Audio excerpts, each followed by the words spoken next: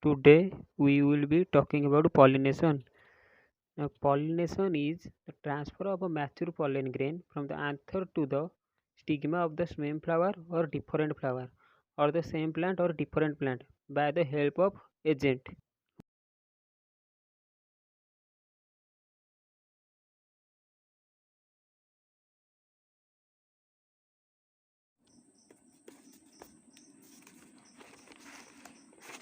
Now in a flower, these are the anther and these are the stigma. Stigma is directly connected to ovary and ovule.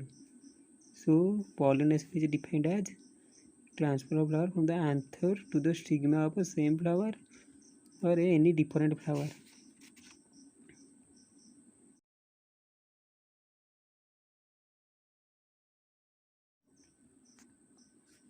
There are two type of pollination. One is self pollination, another one is cross pollination.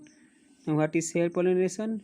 When the anther of a same flower fall in stigma of a same flower or different flower of same mother plant. It is the same mother plant. If the anther fall in the same flower or different flower of the same mother plant, it will be called as self pollination. Well, that is cross pollination. If the anther of a same flower, one flower, fall in stigma of another flower, or anther of this flower fall in stigma of these flowers, both are different parent, different plants, then it will be called as cross pollination.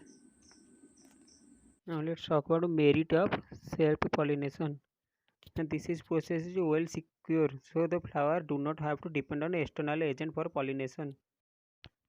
While in cross pollination, they have to depend on external agent such as bee or air.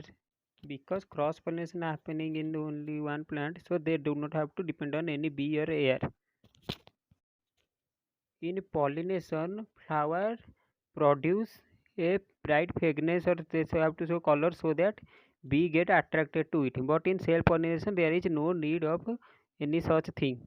While in cross pollination, they have to produce fragrance and show bright color so that bee get attracted to it. In self pollination, there is no wastage of pollen grain because there is no agent involved. While carrying the pollen grain, agent the lot of pollen grain get wasted. Now let's talk about disadvantages of mm, because self pollination happens in the same plant. So generation by generation, the pollen get weaker. So the offsprings become weaker. While in cross pollination, the hybrid happen. So the offspring became much more stronger than self pollinated offspring. There is no chance of any variation, while in crossbreed there is always chance of variations. Variation with new characters such as bigger flower, bigger fruits. In self pollination, poor quality of a seed and less number of seed produced compared to cross pollination. In cross pollination, there is always chance of evolution under the process of hybridization. Self-pollinated flowers and seeds are less immune to diseases, while cross-pollinated are more immune to diseases due to hybridization, and they are better fitting in struggle for existence. In cross-pollination, a lot of variation shows, so a lot of variations of seeds also produce. Now let's talk about demerit of cross-pollination. Cross-pollination is always dependent on external agents such as water, air, bee, birds. So it is not always effective in time.